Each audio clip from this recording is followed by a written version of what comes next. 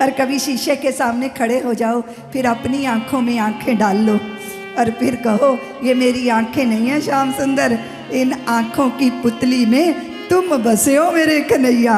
इसलिए अपनी आंखें नहीं देख रही, अपनी आंखों की पुतली में तुम्ही को देख रही हूं।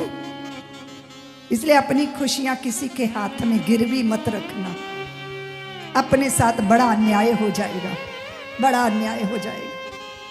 जो लग्गू भग्गू तंग कर रहे हैं ना, उनसे नमस्ते कर लो। भागने भूगने की जरूरत नहीं है, भीतर निर्णय करना पड़ता है। हम अप्रभावित रहेंगे, हम क्या रहेंगे, लेकिन अपनी जिम्मेदारियां बहुत सुंदर तरीके से करेंगे। जो व्यक्ति खोया होता है, लापता होता है, वो किसी को प्रसन्न नहीं कर सकता। जो स्वयं प्रसन्न होता है वही प्रसन्नता बांट सकता है। इसलिए गागर भरेगी तो छलकेगी।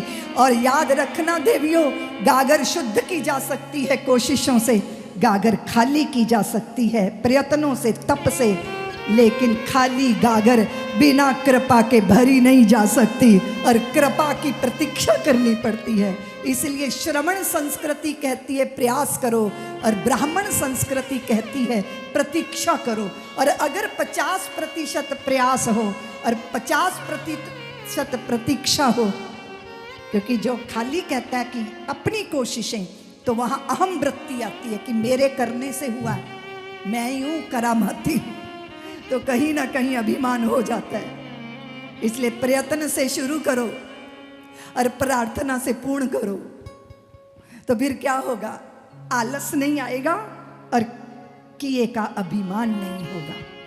जीवन को जीने की विधा है, ढंग है भाई जीने का, प्रसन्न होने का तरीका है। देखो कितने प्रसन्न हो, देखो कितने आह्लादित हो, कितने आनंदित हो।